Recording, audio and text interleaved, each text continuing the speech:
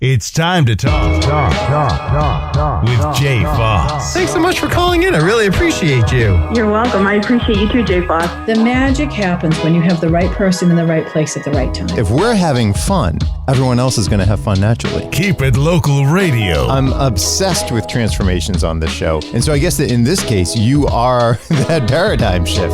You are the thing that transforms people.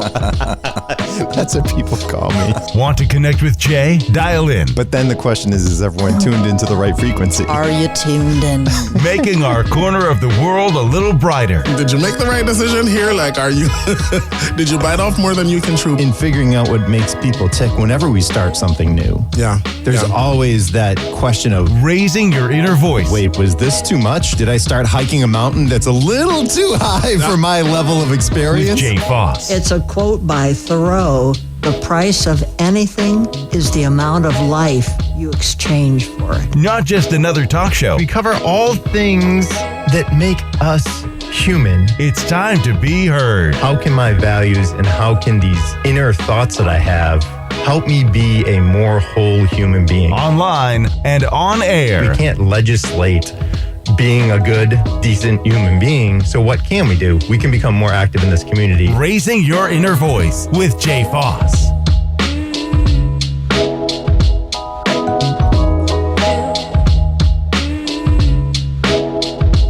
Hey, party people. Thanks so much for tuning back into Raising Your Inner Voice. And this concept, the whole purpose behind this program is to dig into what makes us as people tick. And I think one way of figuring that out is through listening to other people's stories. And I happen to have an amazing guest and author on this evening.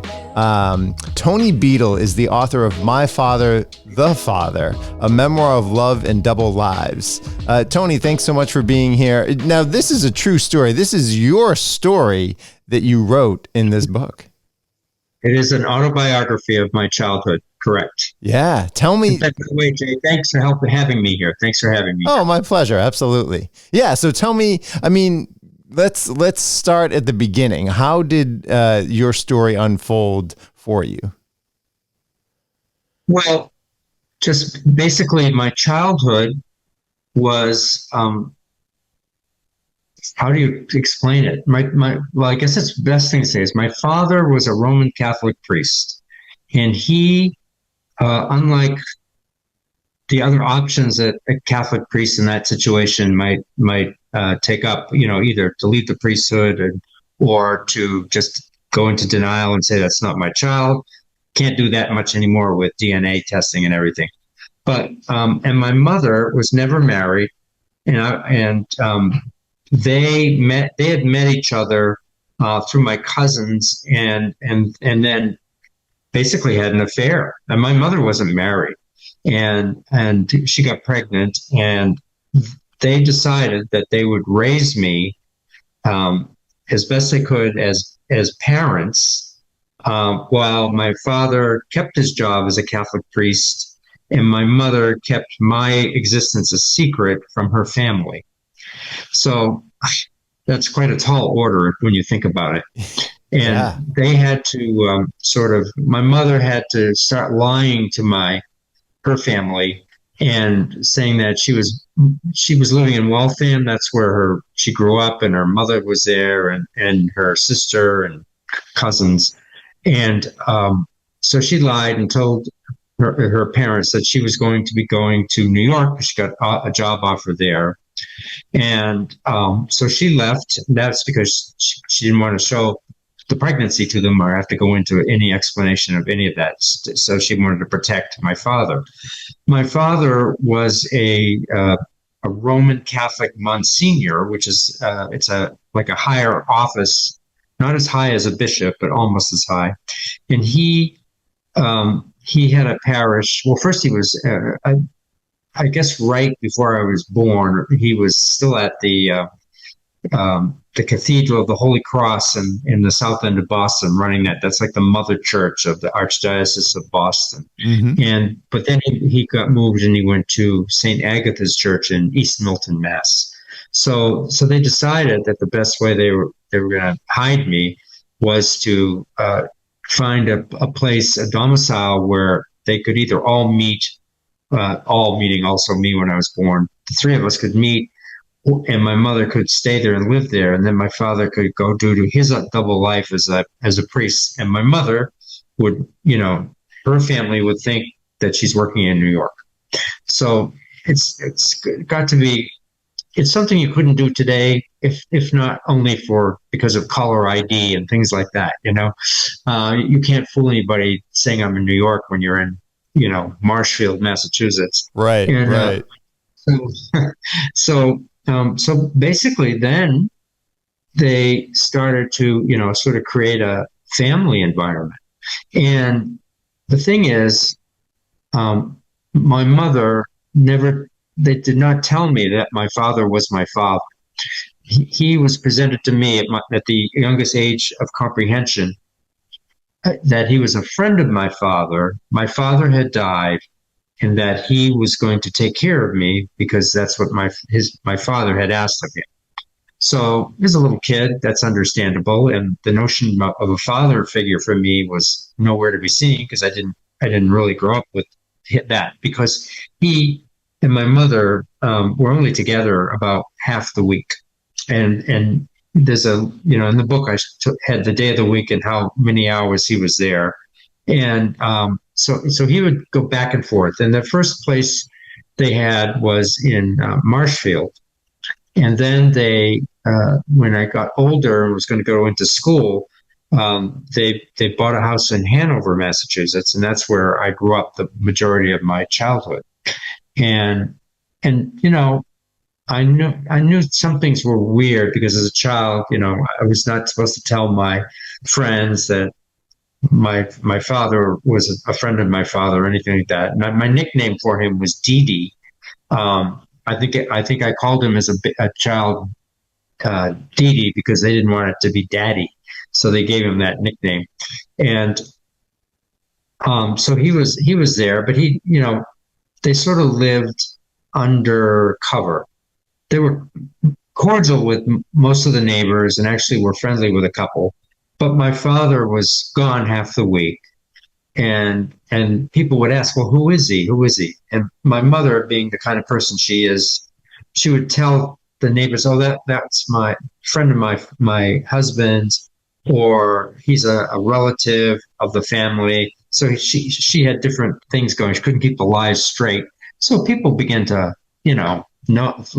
sort of check it out, because he would do a lot of housework outside and everything like that, and they'd see him painting and all that kind of stuff. I mean, I'm giving you the unimaginable. I'm leaving out all the details in the hopes that the listeners will buy my book. But it's really sad. But they pulled it off, except for me. What they did for me was to lie to me about my father, and both, who they said he was and who he was right there the whole time. And then because he was a priest too, he did some funny things. Like he would come to our house, and if he was there, and he would bring all the accoutrements for a Catholic mass, and he would say mass in the dining room of our house. Really? Okay. And kind of unusual for the time, which would have been in the 60s. And he would do a lot of work of painting of the house and things like that. And he would take us on vacations. So my mother and father and myself would go to, we went to, New York State and Massachusetts and drove all around, and Rhode Island. They like to go to Rhode Island because there was a restaurant down there they like. So you hop in the car, drive to Rhode Island, sometimes stay overnight, and then go back.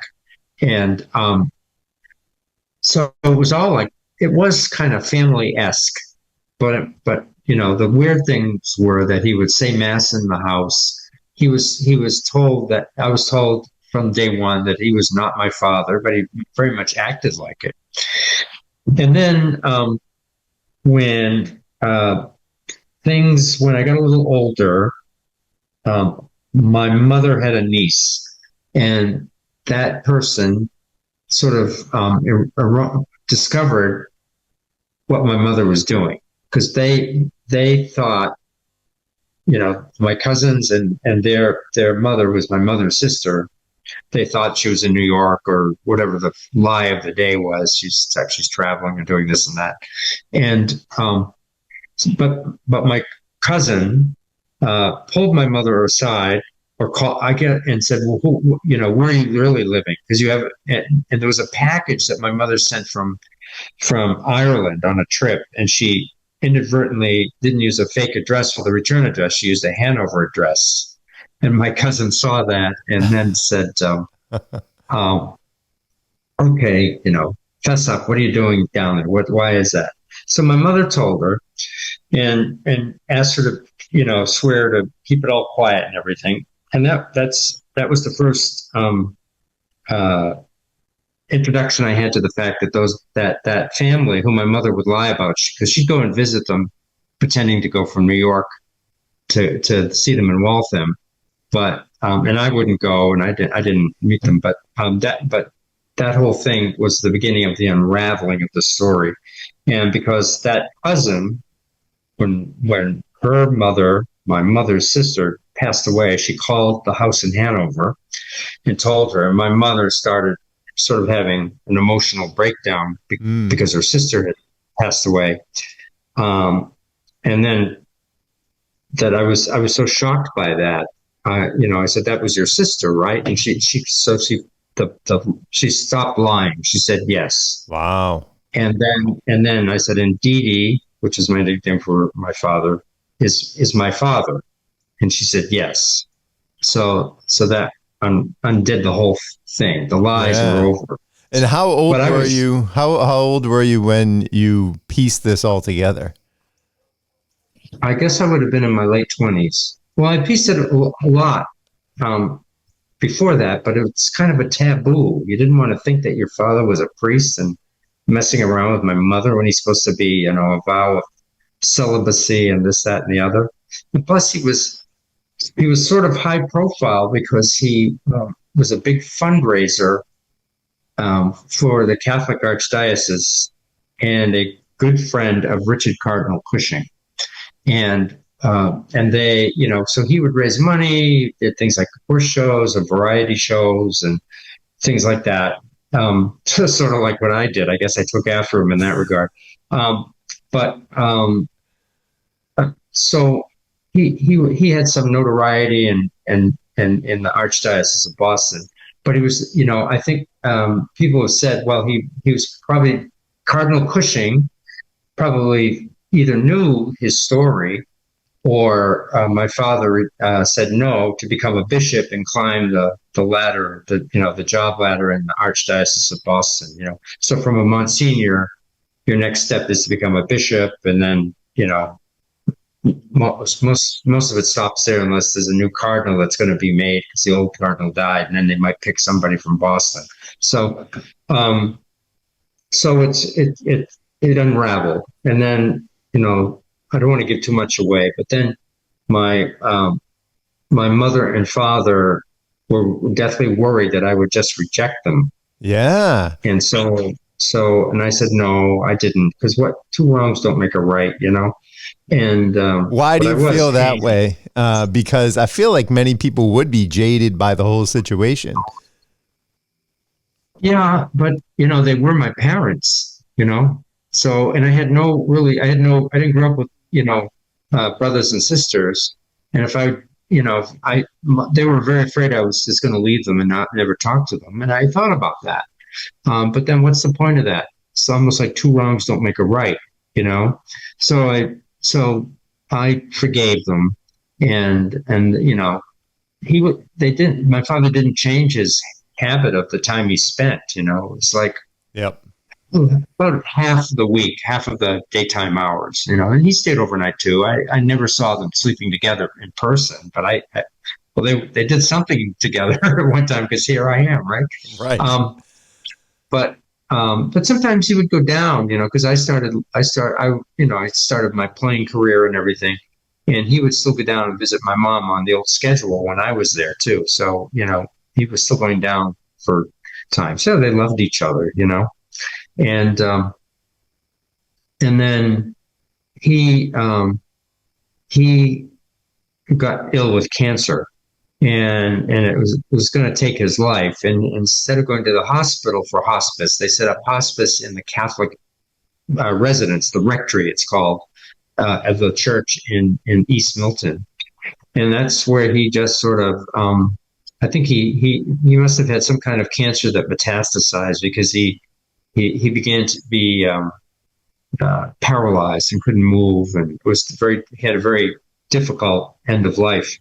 And I'd go and see him all the time, and then I told the other priests that the place held 4 priests, but the number 2 priest, I told him who I was. It was his father, because I'd go in and visit and everything.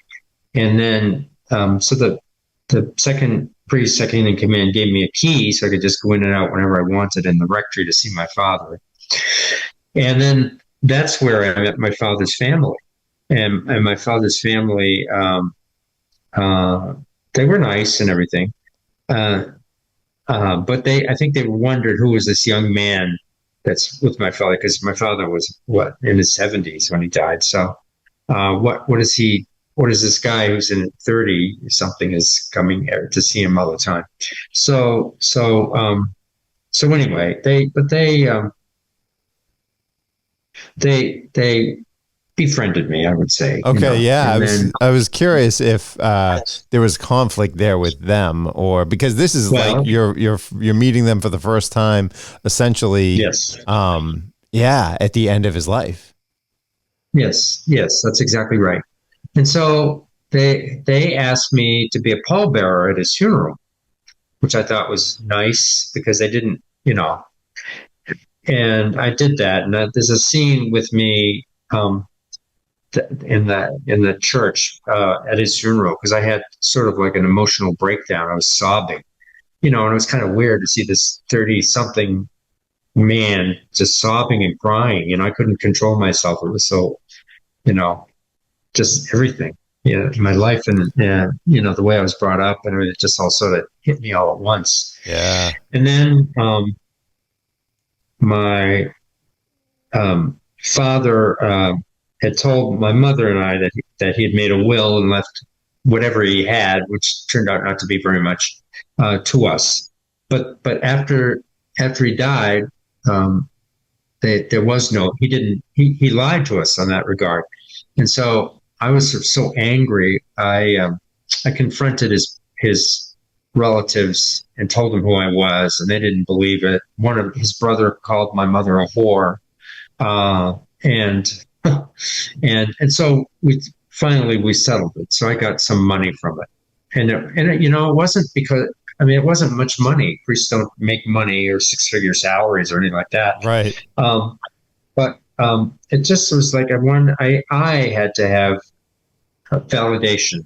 Yeah. That, and he did not do it. He lied to me that he said, when he said that his mother and I were in the will.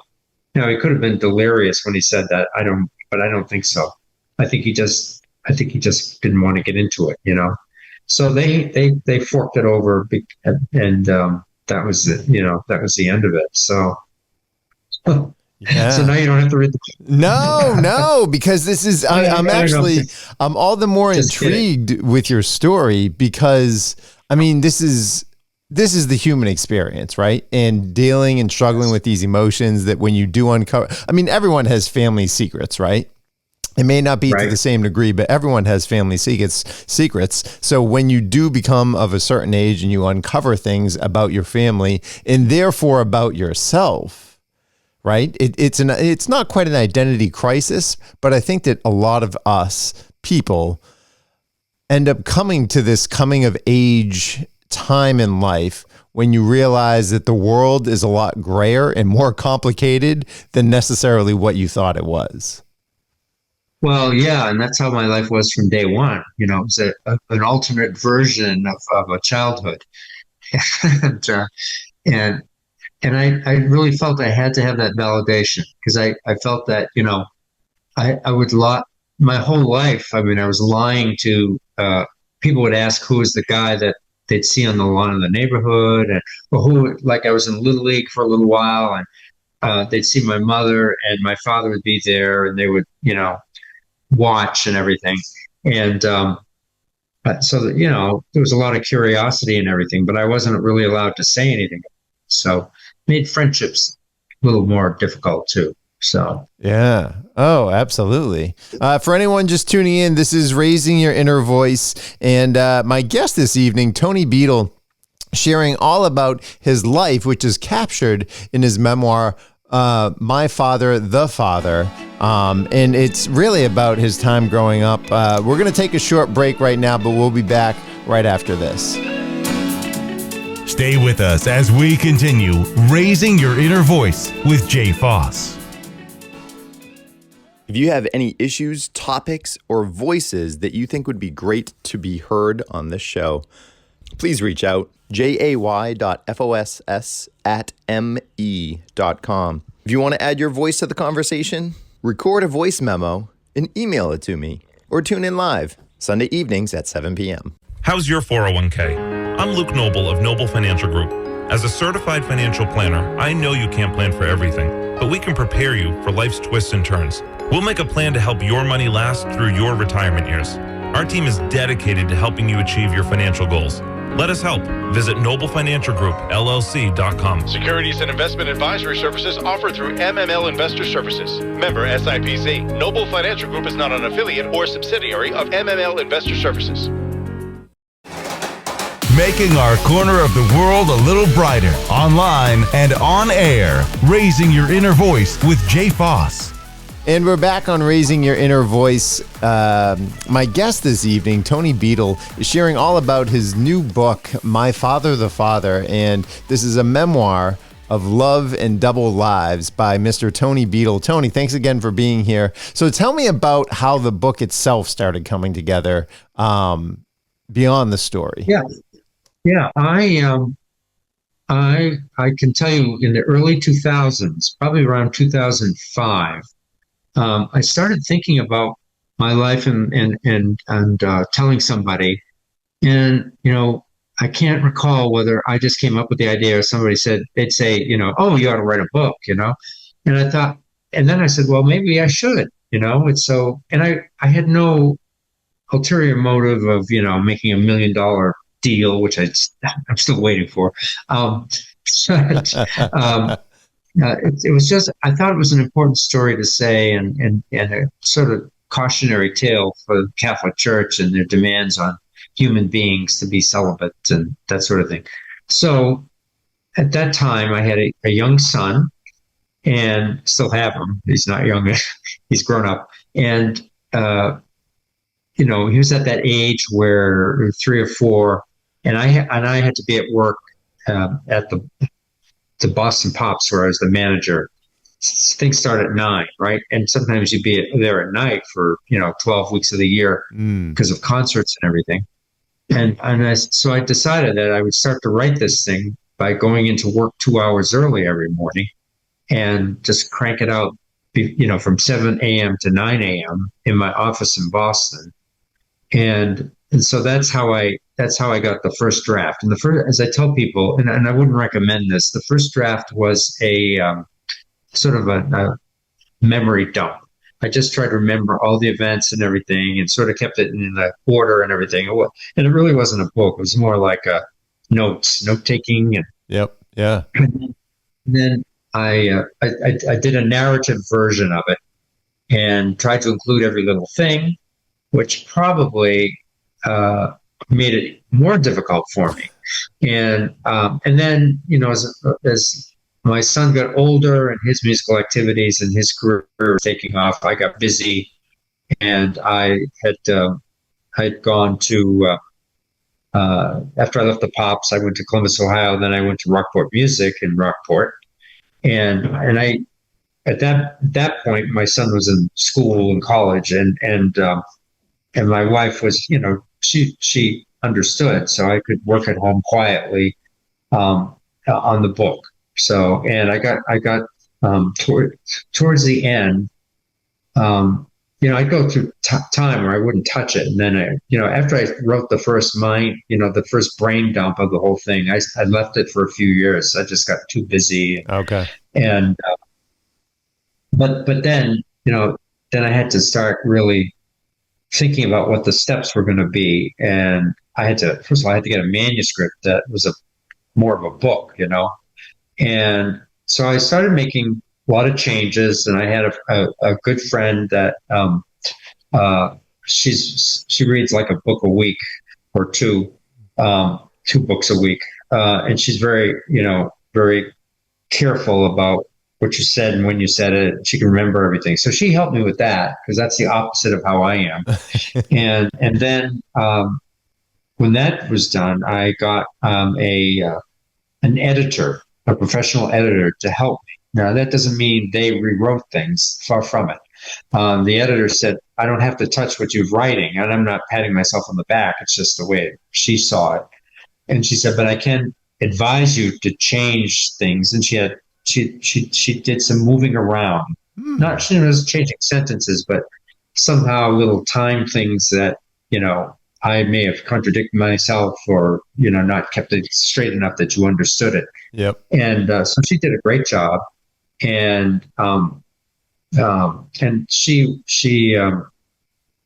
we talk about, once every few days for a few weeks. And she lived in Portland, Oregon. And so that was interesting to see how it came about and how she helped me. She didn't write anything. I had to write it. And then she'd say, yes, but, and do that sort of thing. So I guess every writer has their own methodology, Yeah.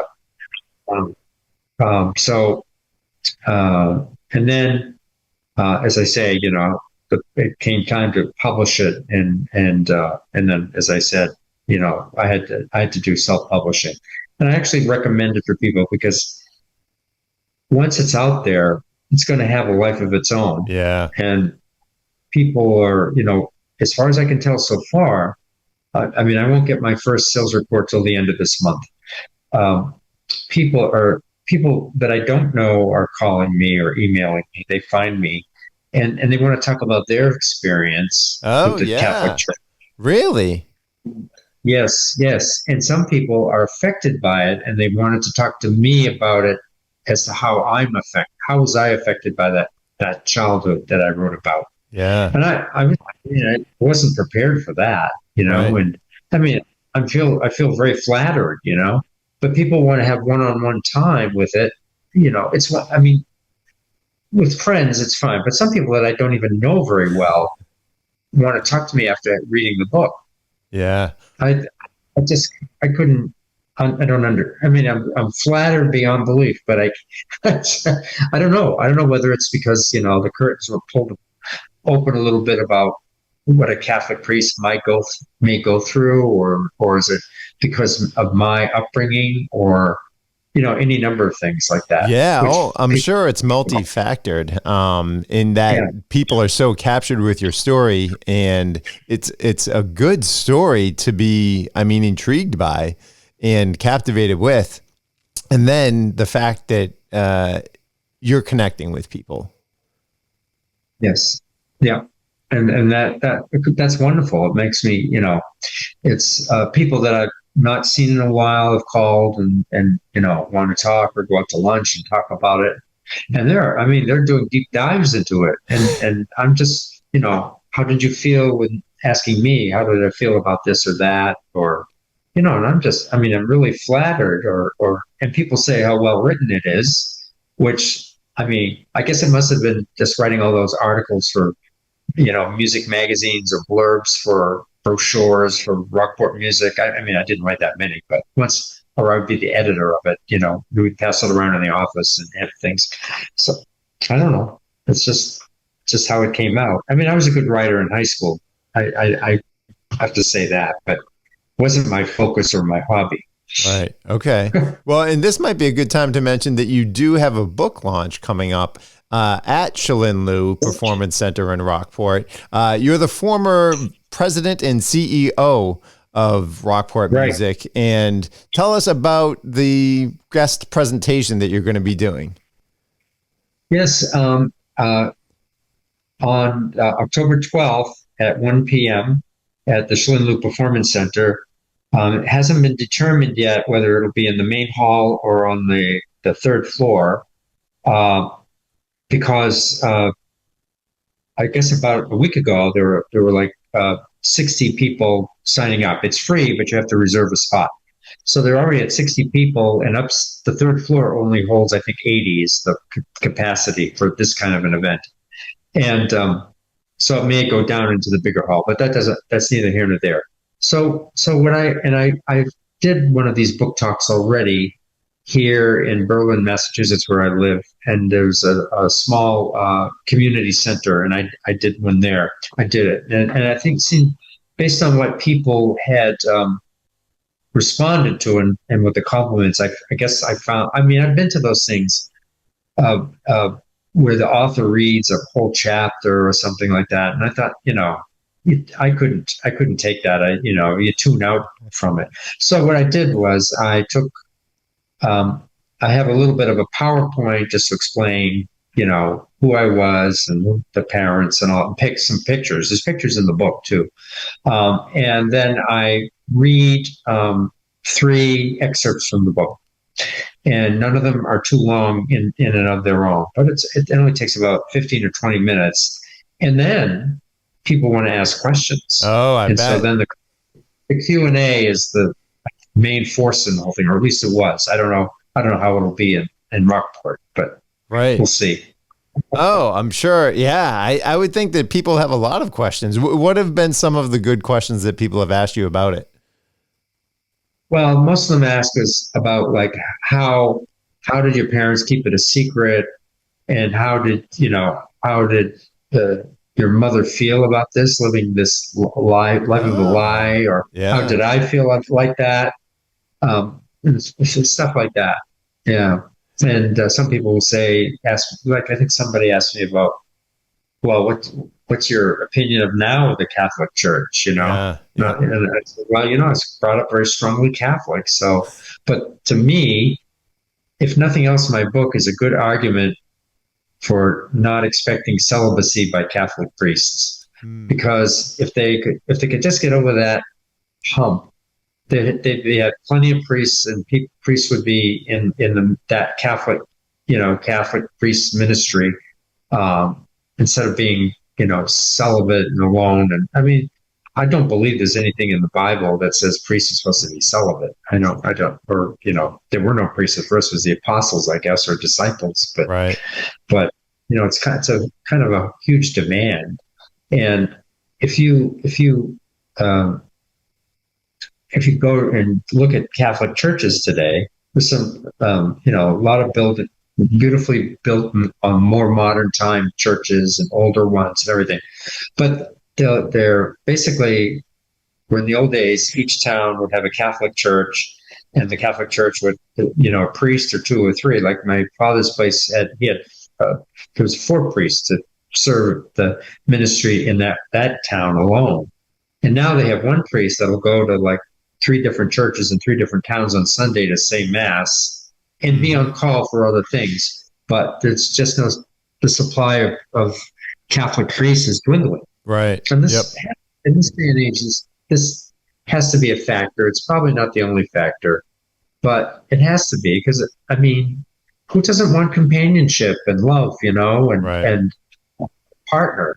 So, that's what priests have been giving up. And my father failed in that. He couldn't, and he fashioned something else to be responsible towards me, but didn't have to happen that way, Yeah.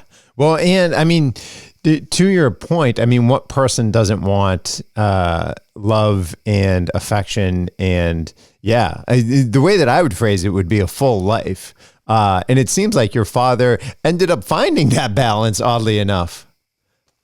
Yes, he did. He did. And I mean, as I say, I was trying to, when you calculate the hours per week, he was at the house with me and my mother. He could have had a job as a salesman, in terms of that'd be the number of hours he was away. Yep. Maybe a little, like his work life was maybe not 40, it might have been 50 or 60, but the rest of the time he was home.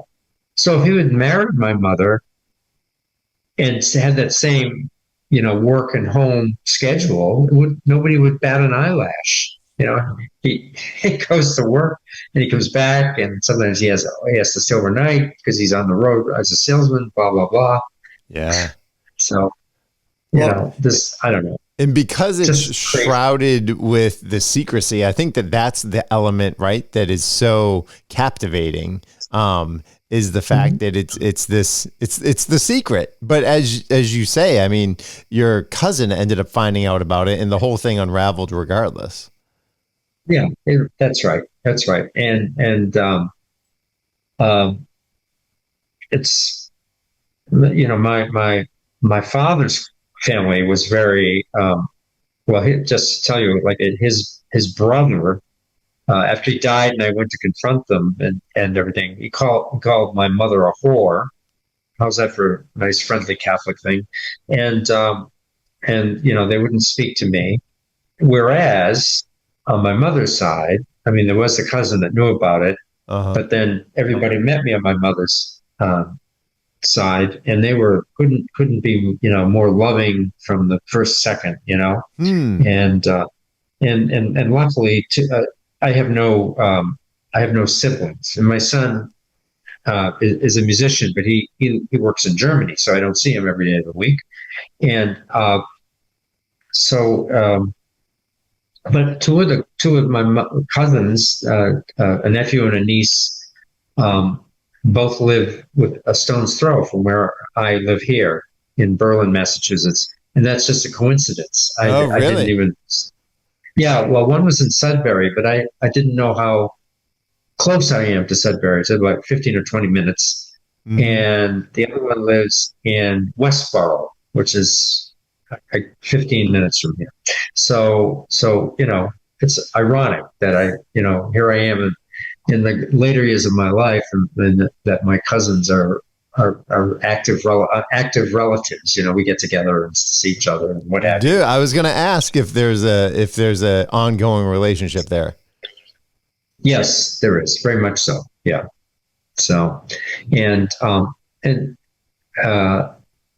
not. If I have to say, what are the wounds that this left me, well, one is that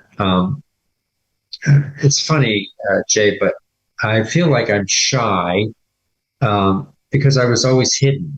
I was hidden as a child, and I sort of took that on. And I don't think I'm shy by nature, but it always takes me a little bit of adjustment to get into things, or to everything you would expect the CEO to do, to work the room, make sure everybody's having a good time. I do that, but I see a lot of people that do it a lot easier than I do, Yeah. So, and there are little bits of pieces that are missing in my persona, you might say, just from the way it all happened.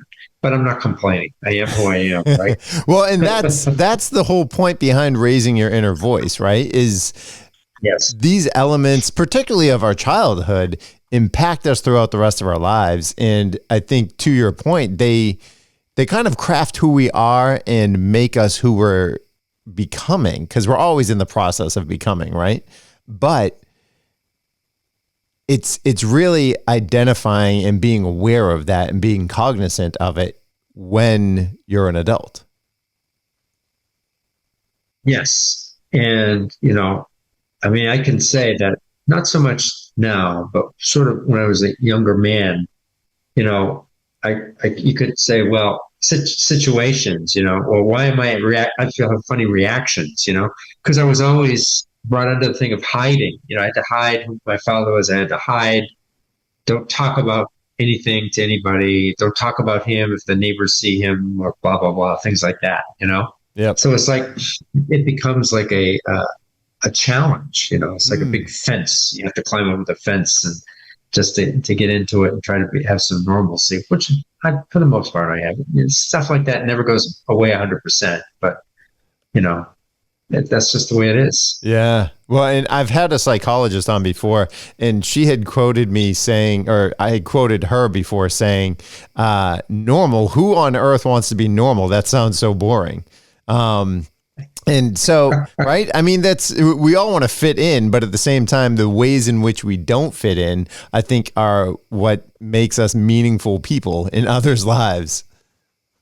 Oh, definitely. Oh, I mean, I couldn't agree. And I'm not feeling sorry for myself either. I am who I am, Yeah. you know, and okay, if I feel there are some things that need work on, you know, okay, but that's my business. But for the thing, you know, just everybody's dealt a hand, you know, it's like all these little aphorisms, you know, you're dealt your hand in life and you play it.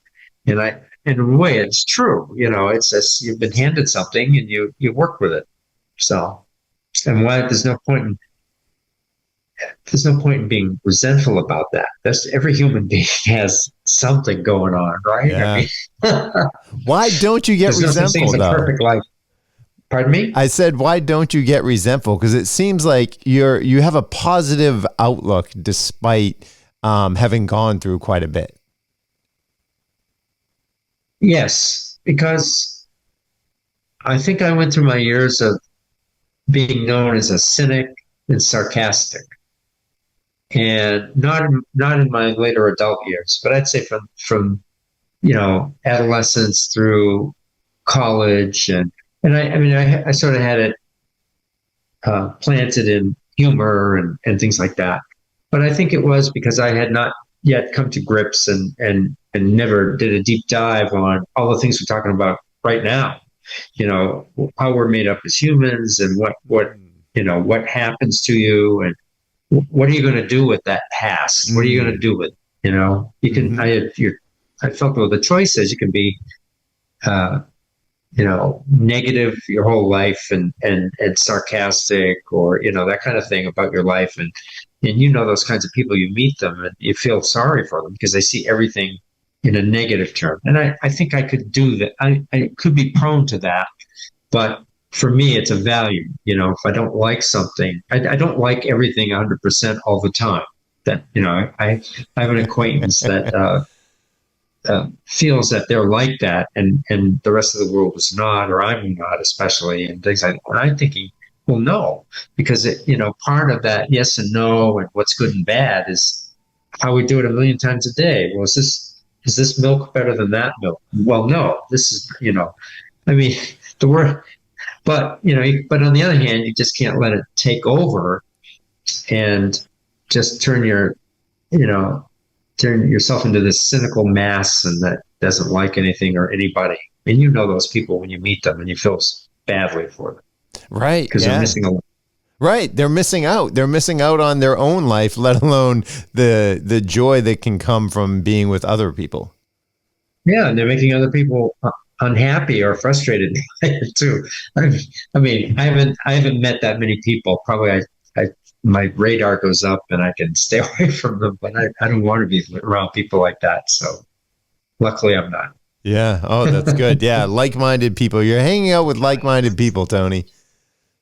Yeah, I hope so. I mean, and I hope so that I can learn, because I was cynical for a time, and I think there's still a vestige in there where I look at the glass half empty before I immediately look at it for half full. But, you know, it's still there. It's just something, you know, it's like things, if you're aware of it, you can deal with it. You know, are you going to be perfect about dealing with it? No, but you know, it's there. It's just another facet of being a human being.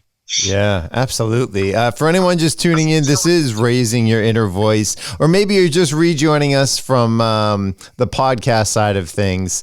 On Raising Your Inner Voice this evening, my guest is Tony Beadle, the author of My Father, the Father. And he's been sharing all about not only his personal story, but also about getting the book out there. And he has an upcoming book talk coming up at Rockport Music in Rockport at the Shalin Liu Performance Center on Saturday, October 11th at 1 p.m. We'll be right back after this break to wrap up the story. Want to connect with Jay? Dial in as we continue Raising Your Inner Voice.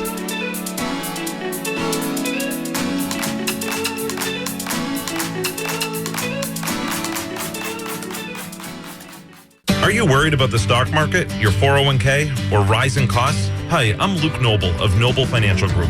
As a certified financial planner, I know you can't plan for everything, but our dedicated team of professionals can better prepare you so your money lasts as long as you do. Let us help.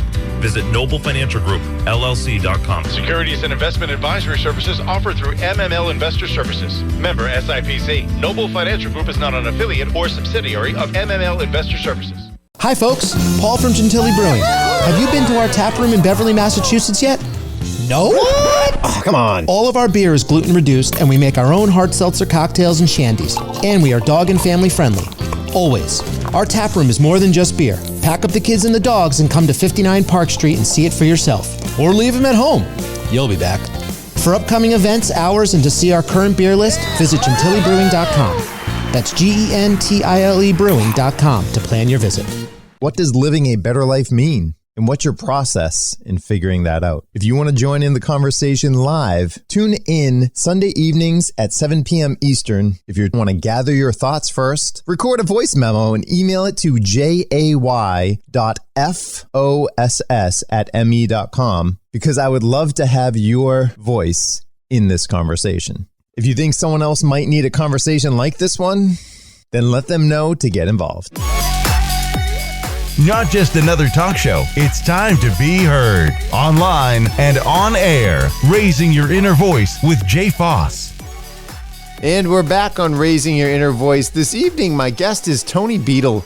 He recently wrote a book called My Father the Father, which is a memoir of love and double lives. Specifically, it's about a Catholic priest who raises a child out of wedlock. Tony is that child. Tony Beadle, thanks so much for being here.